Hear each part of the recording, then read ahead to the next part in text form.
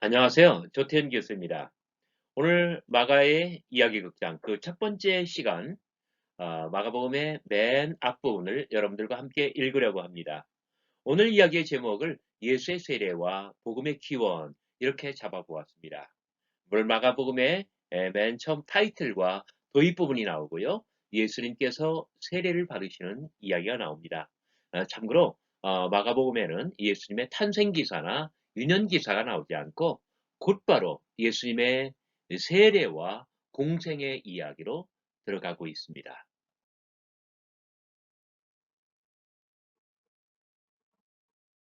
자, 공간복음 연구를 시작하면서 왜 마가를 먼저 공부하느냐? 우리는 묻습니다. 마가복음은 신약 성서의 네 권의 복음서 가운데 가장 먼저 기록된 책입니다. 그뿐만 아니라 마가복음은 문학적으로 가장 수려하고 신학적으로 가장 심오한 책입니다. 어디 그뿐인가요? 마가복음은 역사적으로 그리고 신학적으로 가장 크게 논란이 되어 왔죠. 예를 들어서 서구 신학계에서 대한민국에 무슨 신학이 있느냐? 한국 신학 이렇게 하면은요. 맨 먼저 꼽는 것이 민중신학이에요. 그런데 민중신학이 전체가 다 마가복음에서 나왔다 이거예요. 바로 그런 점에서 마가복음은 신학적으로 가장 크게 논란이 일었습니다. 그 전에 그보다 더 중요한 것은 가장 문학적으로 수려하고 신학적으로 심오한 책이다. 가장 먼저 기록되었음에도 불구하고 이런 특성이 있다는 거예요. 바로 이렇기 때문에 우리가 마가복음으로 공간복음 연구를 시작하는 것입니다. 자, 접근 방법, 어프로치에는 뭐가 있을까요? 기존의 성서학 이론과 문학 이론을 사용할 것입니다. 자, 여기에서 일반 전통적으로 2000년 동안 어떤 성서를 읽어내려가던 독법과 현대 성서학의 어떤 차이가 있습니다. 현대 성서학은 정말 성서학이라고 할 때는 하나의 그 비평이 들어가는 거예요. 아마 여러분들 비평에 대해서 아마 부정적으로 이야기를 들었을지도 모릅니다. 뭐 비판하는 것처럼. 그러나 그게 아닙니다. 예를 들어서 문학 작품이 나오면 거기에 대한 그 평론이 있잖아요. 마치 이런 것들을 우리는 비평이라고 합니다. 현대인들이 좀 더 어떤 그 지성적으로 깊이 있게 설명이 되도록 만들어내는 것, 그러한 것을 우리는 그 비평이라고 하죠. 그래서 기존의 성서학 이론, 네, 비평 이론입니다. 그리고 특별히 문학 이론을 사용할 것입니다. 문학 이론 가운데서는 이 서사 비평이 굉장히 중요합니다. 서사 비평이라고 할 때는 그 플롯과 등장인물 연구를 특별하게 일컫는 것입니다. 역사 비평에 기반을 둔 인문학적인 상상력. 여러분 어떻습니까? 물은 어디에서 어디로 흘러나요? 위에서 아래로 흐르죠. 사랑도 물처럼 위로부터 아래로 흘러요. 그래서 내리사랑이라고 하잖아요.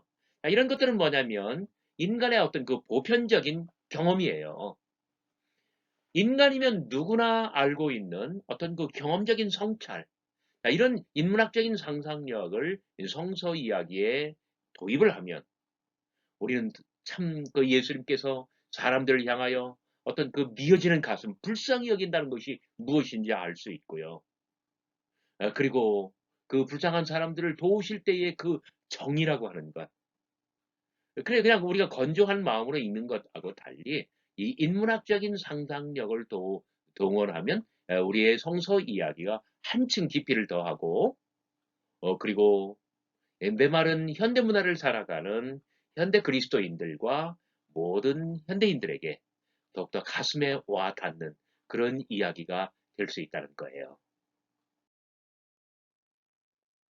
자, 효과적인 수업을 위해서 저의 이 강의를 따라오기 위해서는 좀 몇 가지 제가 말씀드리고 싶은 게 있어요. 성서학 강의를 동영상으로 수강하며 따라가는 것은 사실 쉽지 않습니다. 자, 저의 강의를 들을 때는 반드시 성경책이나 마가복음 전문을 따로 인쇄한 그러한 자료집을 앞에 놓고 손가락으로 본문을 짚어가면서 따라오면 참 좋습니다. 그래서 우리가 어렸을 때 찬송을 부른 것, 한자 한자 손으로 짚어가면서 반짝이는 눈으로 성경 봅니다. 한자 한자 손으로 본문을 짚어가면서 따라가는 이게 중요합니다. 사실 제가 이런 말씀을 드릴 때는 저에게 약간 아픈 기억 또는 부정적인 어떤 그런 기억이 있습니다. 뭐냐면 제가 신학교 다닐 때는 성경을 너무 이론으로 배운 거예요. 그래서 제가 유학 생활을 하면서 어느 분에게 구약학을 전공하는 어느 분에게 한번 여쭤봤어요. 아무개 전도사님, 그 신명기 역사가 뭐예요? 그랬더니 뒷머리를 긁적긁적 하시면서 이분이 뭐라고 하시냐면요. 뭐, 뭐, 신명기 28장 얘기겠죠, 뭐. 그게 뭔데요? 이제 하나님의 말씀을 잘 순종하면, 율법을 지키면 축복을 받고, 안 지키면 저주를 받는다는 거, 뭐 그런 거 아니겠어요? 물론 성경 본문으로 갔기 때문에 이거 귀한 대답이에요. 그런데 정말 이론으로 공부하지 않고 성경 본문으로 들어가면 이야기가 완전히 달라져요. 뭐 예를 들어서 이 사무엘서에는 6명의 대사사가 나오는데 대사사의 이야기는 반드시 A, B, C, D 이 네 가지 레파토리가 돌아가요. 뭐냐면 A, 이스라엘이 범죄하여 여호와 하나님을 버리고 우상을 숭배했다. B, 하나님께서 언약을 어긴 이스라엘을 벌을 주시되 인접한 국가의 이방인 군사력을 통해서 이스라엘을 침략하게 하셨다. C, 이스라엘이 너무너무 고통스러워. 정말 몇십 년 동안 이것을 당하다 보니까 하나님께 부르짖으며 회개했다. 그랬더니 하나님께서 한 사사를 일으켜 구원자로 삼으시고 민족을 구원하게 하셨다. 이게 ABCD 동일한 패턴이에요.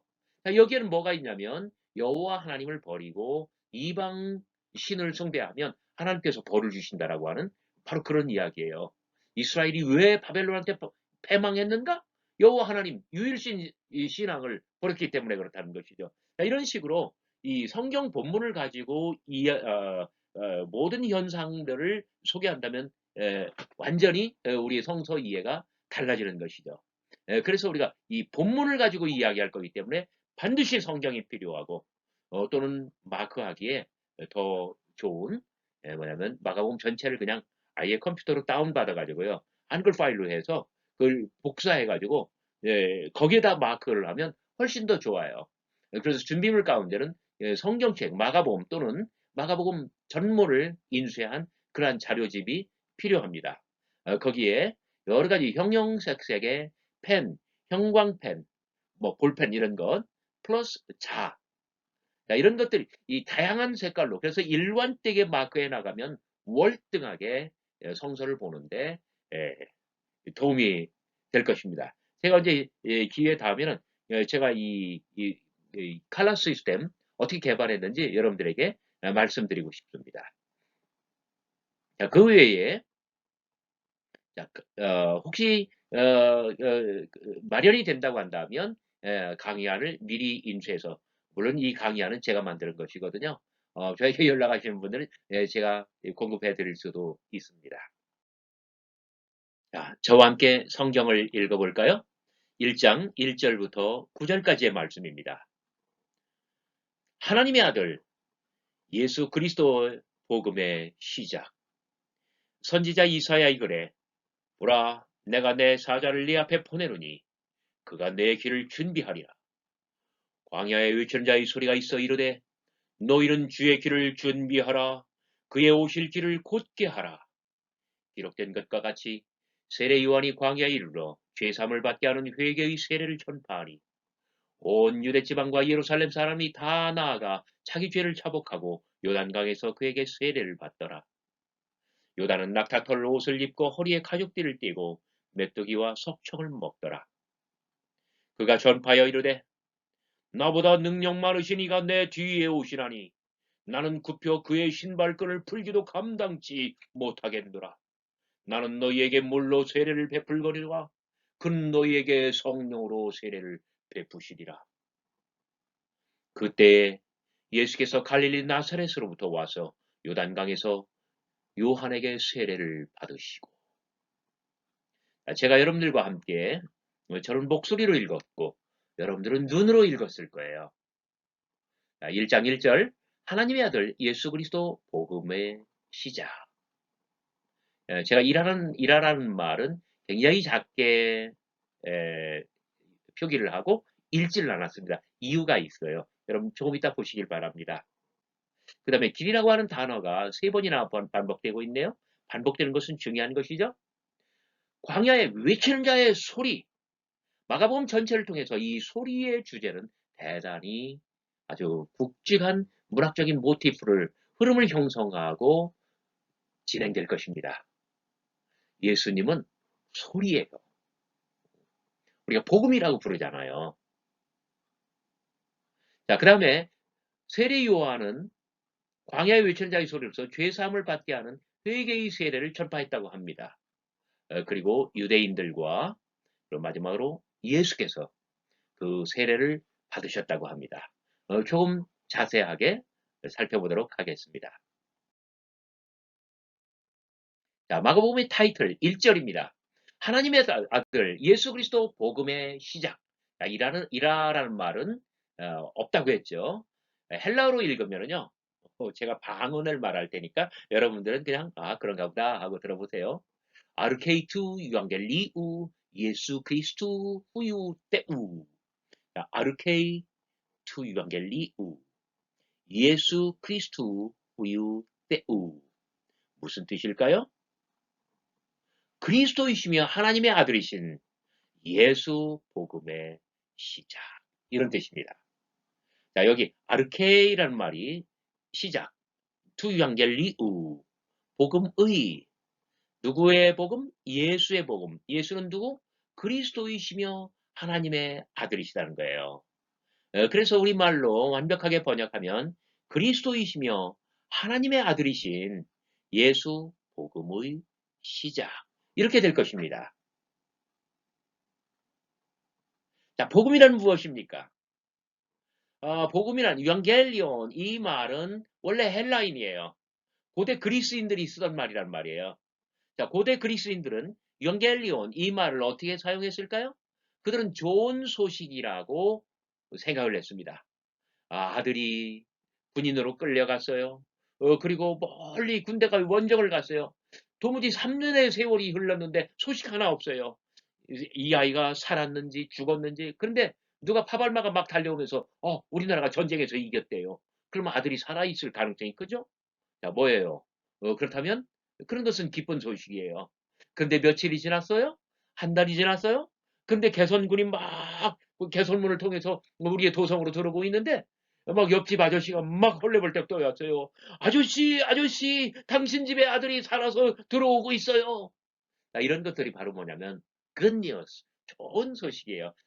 히라빈들은 고대 헬라인들은 이러한 것을 가리켜서 유앙겔리온, 이 좋은 소식, 복음이라고 불렀던 것입니다. 기독교는 이 말을 차용했습니다. 빌려 썼어요. 뭐라고? 예수 부활의 기쁜 소식을 말하기 위해서. 특히 고린도전서 15장 3절부터 8절까지가 대표적인데 예수께서는 우리 죄를 위하여 죽으셨다. 그러나 다시 살아나셨다. 예수 그리스도의 죽음과 부활. 이렇게 예수의 죽음과 부활, 이것을 우리는 캐리그마라고 부르는데 원시 기독교 공동체에서는, 초대교회에서는 이런 캐리그마를 일러서 뭐라고 했냐? 복음이라고 불렀던, 유앙겔리온이라고 불렀던 것입니다. 그래서 마가복음이 나오기 전까지 사도 바울이라든지 원시 기독교의 모든 지도자들은 유앙겔리온 하면은 바로 이런 예수 그리스도의 죽음과 부활, 이것을 뜻하는 캐리그마를 일컬었던 것입니다. 자, 마가의 복음. 복음은 예수 이야기예요. 마가복음은 마가의 예수 이야기입니다. 어때요? 복음에는 두 지평이 있죠? 하나는 캐리그마로서, 그러니까 원시 기독교에서 사용하던 대로의 어떤 기쁜 소식이면서 동시에 예수 그리스도의 죽음과 부활에 대한 선언입니다. 그런데 마가는 AD 1세기 70년, 예수님 돌아가시고 40년 만에 처음으로, 정말 이걸 그냥 두세 절에 불과한 짧은 죽음과 부활의 선언이 아니라 긴 어떤 그 스토리, 레파토리로 어떤 이야기의 장강이에요. 저는 어렸을 때 어머니의 손을 잡고 강을 건넌 적이 있습니다. 막 이렇게 강 위에 떠 있는 그 부교 얼마나 무서운지 몰라요. 옆에 난간도 없어요. 발바닥, 발판에는 막 뻥뻥 구멍이 뚫려 있어가지고 꼭 그 구멍으로 빠지든지 아니면 옆으로 떨어져서 빠질 것 같아요. 저는 어렸을 때 상상했어요. 아, 이 강을 건너지 않고 이렇게 돌아갈 수 있으면 어떨까? 그런데 강은 끝나질 않는데요. 돌아갈 수가 없대요. 바로 예수 이야기, 마가복음. 그러니까 이 고린도전서 15장 3절부터 8절까지는, 특히 3절부터 5절까지는 정말 서너 절에 불과한 짧은 죽음과 부활의 선언이에요. 그런데 1장 1절부터 16장 8절까지 얼마나 긴 이야기입니까? 마가는 예수 그리스도의 죽음과 부활의 이 캐리그마로부터 예수님의 어떤 그 삶의 이야기, 어떤 그 전기문학과 비슷하게 긴 이야기의 장각으로 만들어 버렸어요. 그래서 마가에 이르러서 드디어 유앙겔리온 복음은 하나의 문학 작품이며, 이것은 원시기독교 교회 공동체 안에서 예배 때에 그 스토리텔링을 하던 바로 그러한 새로운 문학 장르로, 새로운 지평으로 자리를 잡아갔다는 것입니다. 그래서 이 문학 작품일 때는 여기에는 어떤 그 문체, 그 스타일이 있고요. 우리는 그것을 문인의 필치라고 부릅니다. 그리고 일단 복음서를 손에 쥐고 회중 앞에서, 교회 공동체 앞에서 이것을 낭독하는 사람, 변사지요. 스토리텔러요.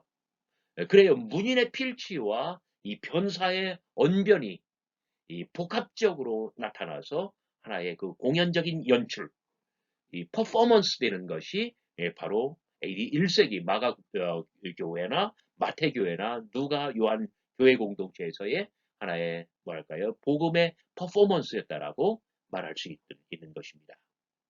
자, 그래서 문인 마가는 누구일까? 그 사람의 필체는 무엇일까? 이 사람의 문학적인 능력, 문학적인 어필, 자, 이런 것들을 우리가 캐치해 나가야 돼요. 이 사람은 어떤 캐리그마로스의 복음을, 이 복음이라고 하는 문학 장르로 처음 또 그 반열에 올려놓은 작가라고 말할 수가 있습니다. 자, 그가 작가이기 때문에 그의 작품은 하나의 서사물로서, 여기 서사물, 예수 이야기는 서사물, 내러티브예요. 신약 성경에 네 권의 책이 다 그거잖아요. 그래서 이 서사물일 때는 어떤 그 배경, 시간과 공간이 있죠. 그리고 시간, 공간은 이 지형과 지리로 구분이 되죠. 자, 이렇게 어떤 그 스페이스, 공간이 마련되면은, 시간과 공간이 마련되면은 거기에 인물을 등장시킵니다. 자, 인물은 사건을 일으키죠? 사건은 사연을 남겨요. 그리고 이런 사건과 사연의 어떤 연속적인 줄거리, 그것을 가리켜서 우리는 플롯이라고 부릅니다. 플롯이라고 할 때는 줄거리를 뜻하기도 하지만 또 어떤 그 복선, 그러니까 뭐, 이렇게, 뭔가 불길한 예감을 준다든지, 아니면, 이건 그 굉장히 상당히 길조네? 뭐 이런 것, 어떤 그 예감을 주는 거 있잖아요. 그래서 foreshadow, 앞을 내다보게 하고요. 또 이 플래시백, 뒤를 바라다보게 하고요. 자, 이런 문학적인 요소들이 한껏 많이 들어간다는 거예요. 아마 여러분들은 그 어떤 그 하나님의 말씀, 또 기독교 경전으로서의 네 권의 복음서를 아마 거의 이렇게 읽어보신 적이 없을 거예요. 자, 우리가 분석적으로 말씀을 드리자면, 시간적으로 마가복음과 마태복음, 누가복음, 마가를 따르는 두 권의 책, 합해서 공관복음은 예수님의 공생애를 1년 미만으로 설정하고 있습니다. 공간적으로는, 자, 지리와 지형, 북방 갈릴리와 주변 세계이며, 그리고 마지막으로 남방 예루살렘으로 단 한 번 여행하십니다. 복음, 예수 이야기에 나오는 주요 인물들은 누구일까요? 물론 예수님, 가장 중심에 서 계십니다. 가까이에는 제자들이 있고요. 그리고 상대역으로 예수님을 죽이고자 하는 유대 지도자들이 있고, 그리고 계속 막간을 이용해서 한 번 나왔다가 들어가는 사람들이 있는데요. 이 사람들이 알짜배기예요. 복음의 레파토리는요, 이 사람들을 통해서 그들이 가슴속에 가지고 있었던 그 사연들을 telling and retelling, 말하고 또 말하고, 자, 이것이 구전으로 돌아가 다니다가 누군가에서 수집되고, 그리고 복음서의 레파토리로 정착하게 된 것일 거예요. 자, 마가복음에도 모든 복음서가 그러듯이 어떤 그 플롯이 있습니다. 자, 예수님은 어떤 분입니까? 사람들을 고쳐내고요, 그리고 살려내요. 그리고 마침내 당신이 돌아가셔요. 물론 가장 짧게 그냥 간단하게 말한 거예요. 그 사이에는 월등히 더 많은 어떤 그 복합적인 요인들이 있습니다. 예를 들어서 예수께서는 무엇인가를 보십니다. 무엇인가를 들으십니다. 당신이 얻은 하늘의 빛과 하늘의 소리로 예수께서는 비유를 빚어내시고요. 이 비유는 사람들을 혼란에 빠뜨리고요. 그리고 항해 이야기는 이 비유처럼 사람들로 하여금 오해의 바다에 빠지도록 만들어 버립니다. 그리고 항해 이야기와 나란히 가는 것이 바로 뭐냐면 빵의 이야기, 식탁 교제의 이야기입니다. 아마 여러분들 너무 생소한 말씀들을 한꺼번에 많이 들으셔서 아마 좀 복잡하고 빡빡할지 몰라요. 그러나 제가 진도는 천천히 나갈 것이기 때문에 여러분들 안심하고 따라오시다 보면 이 신학교에서 배우는 것, 박사과정에서 마가복음이나 복음서 배우는 것보다 더 깊이 있게, 더 쉽게, 그러나 더 재미있게 계속 함께 하실 수 있을 것 같습니다. 자, 예수 복음의 기원 무엇일까요? 누구의 복음인가요? 예수의 복음, 예수 복음이라고 했습니다. 자, 그는 그리스도이시며 하나님의 아들이십니다. 따라서 하나님의 아들 예수 그리스도 복음의 시작 1장 1절을 직역하면 이렇게 나온다고 말씀을 드렸습니다. 자, 복음의 기원 아르케이 투 유앙겔리우. 자, 여기 아르케이 투 유앙겔리우. 유앙겔리온 복음이라고 했잖아요. 또는 예수 이야기. 이 투는 관형사예요. 자, 그 복음의 아르케이. 아르케이가 뭘까요? 어, 저한테 한번 아르켜줘 보세요. 뭐라고요? 시작? 맞습니다. The beginning of the gospel. 여기 아르케이라는 말이 있는데요. 창세기 1장 1절. 엔테이 아르케이. 영어로 직역하면 in the beginning. 우리말로는 태초에라고 번역을 했습니다. in the beginning이라고 할 때는 시작에 뭐라고 하면 좋을까요? 근데 사실 창세기 1장 1절부터 딱 열어보면 모두가 다 기원의 이야기예요. 하나님께서 천지 만물을 어떻게 지으셨는가? 그 안에 살아가는 어떤 날짐승, 들짐승, 그리고 이 바닷짐승, 그리고 초목이며 각종 식물들, 그리고 땅 위에 기어다니는 모든 생물들, 마지막으로 에덴 동산에서의 사람. 자, 그리고 뭐 문화, 언어, 전쟁 모든 것들의 어떤 기원을 이야기하잖아요. 자, 엔테이 아르케이. 자, 창세기 1장 1절의 첫 마디입니다. 동일한 아르케이라고 하는 단어가 여기에 나왔는데 이것은 복음의 시작이면서 동시에 복음의 기원, 아르진, 오리진이라고 할까요? 이 기원을 뜻하는 말이기도 합니다. 자, 시작이라고 할 때는 자, 마가복음은 하나의 긴 이야기예요. 그러니까 이야기의 시작도 있고 끝도 있고 뭐 끝도 시작도 없이 뭐 그런 뭐 이렇게 노래도 있습니다만은 모든 노래, 모든 가사, 모든 이야기는 시작도 있고 끝도 있죠. 하지만 복음의 기원이라고 할 때는 어감이 달라집니다. 어떻게 생겨났는가? 어떤 그 생성, 바로 그런 의미예요. 복음의 기원이라고 할 때는 복음이 이 땅 위에 예수 그리스도로 말미암아 어떻게 생겨났는가? 자, 복음은 이야기인지라 시작이 있고 끝이 있습니다. 아르케이, 이 말은 시작, 기원, 태초 이런 말이 될 수 있습니다. 참고로 제 이메일 주소 앞부분은 태초입니다. 왜? 태연초니까요. 자, 복음과 길, 선지자 이사야 이그래. 보라, 내가 내 사자를 네 앞에 보내노니 그가 내 길을 준비하리라. 광야에 외치는 자의 소리가 있어 이르되 너희는 주의 길을 준비하라. 그의 오실 길을 곧게 하라. 자, 길. 히라보로는 호도스라고 합니다. 영어로는 the way라고 번역하죠. 무슨 뜻일까요? 초대교회는 종종 복음을 길로서 표현했습니다. 내가 이 돌을 박해하여 사람을 죽이기까지 하고 사도행전 22장 4절에 있는 사도 바울의 말씀입니다. 바울은 기독교를 가리켜서 the way, 길이라고 표현을 했습니다. 이렇게 사도행전의 여러 구절들에서 초대교회는 기독교 복음 또는 기독교의 가르침, 기독교의 정신, 기독교의 영성 이 모든 것을 가리켜서 길 이렇게 표현을 했던 것입니다. 마가복음도 마찬가지로 길로서 표현하고 있습니다. 마가에게 복음은 길이며 길의 이야기입니다. 세례요한은 세례로서 예수의 길을 준비합니다. 예수는 당신의 길을 걷습니다. 여러분, 여러분들의 길은 무엇입니까? 여러분들은 어떤 길을 걸어왔고 지금 어느 길에 들어서 있습니까? 마가복음을 함께 읽으면서 복음은 여러분들의 길을 도전할 수 있을까요? 여러분들의 길을 흔들 수 있을까요? 우리는 예수의 이야기 마가복음을 읽고 우리의 길을 돌아보며 그리고 새롭게 정하도록 도전을 받게 될 것입니다. 세례 요한과 소리의 동심원 2절 내가 내 사자를 네 앞에 보내노니 그가 내 길을 준비하리라. 3절 그가 광야에 외치는 자의 소리입니다. 그는 광야에서 죄사함을 받게 하는 회개의 세례를 전파합니다. 그 소리가 온 유대 지방과 예루살렘에도 울려 퍼집니다. 그 소리가 멀리 갈릴리와 나사렛에서 들려옵니다. 자, 여기 유대는 경기도처럼 큰 지역 이름이에요. 그 중에 수도가 예루살렘입니다.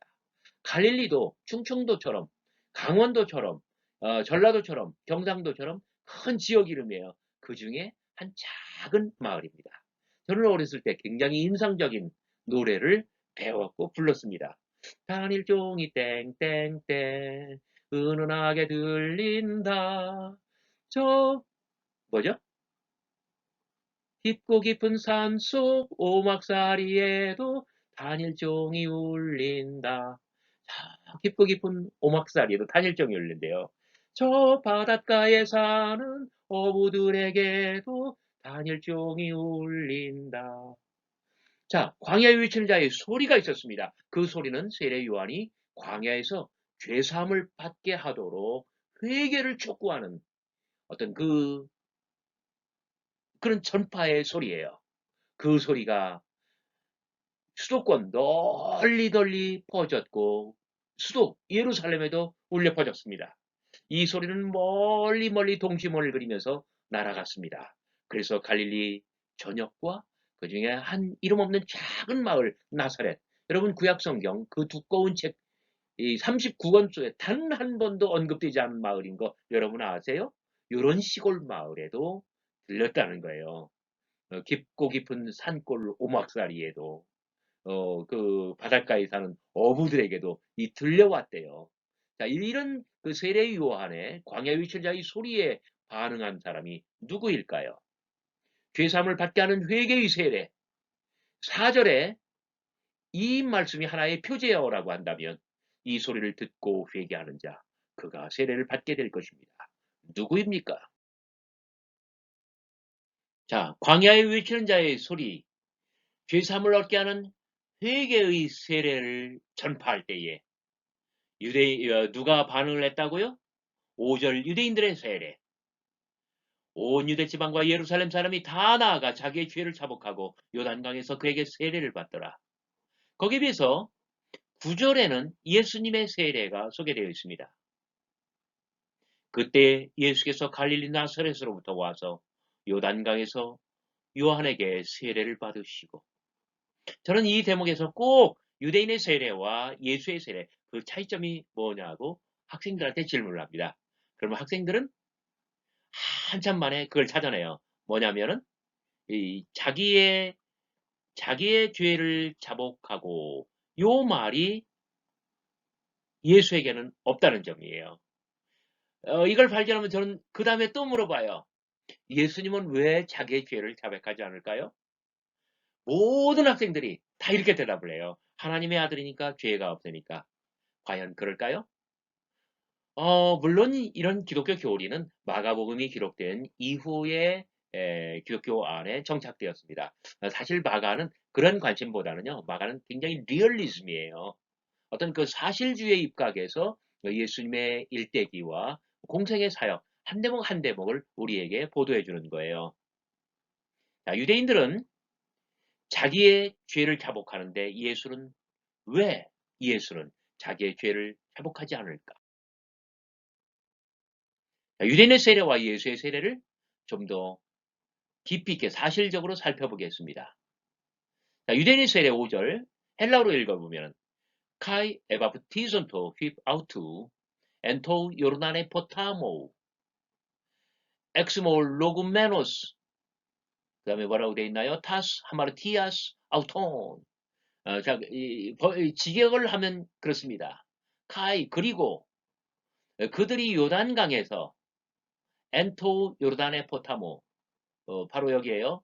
엔토 요르단의 포타모. 엔토 요르단의 포타모. in the Jordan River. 여기 in, 테이, 관형사, 요르단의, 조던, 포타모, river. in the Jordan River. 그래요.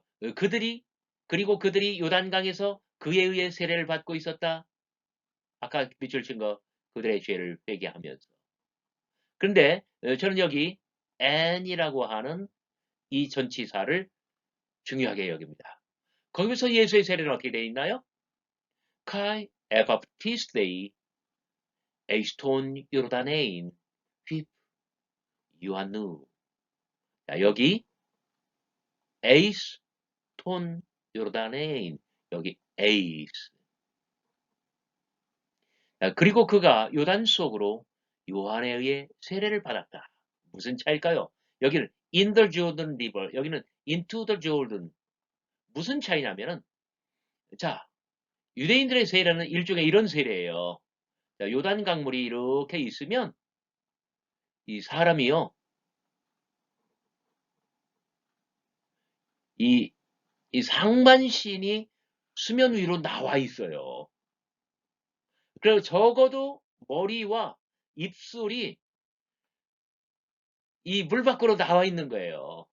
거기에 비해서 예수님의 세례는 어떻습니까? 예수님의 세례는 정말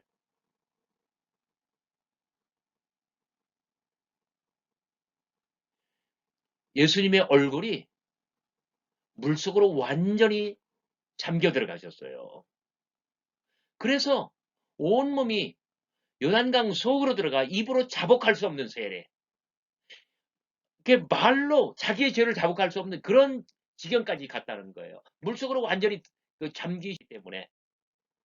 그래서 예수의 세례는 죽음의 침례였다고 말할 수 있습니다.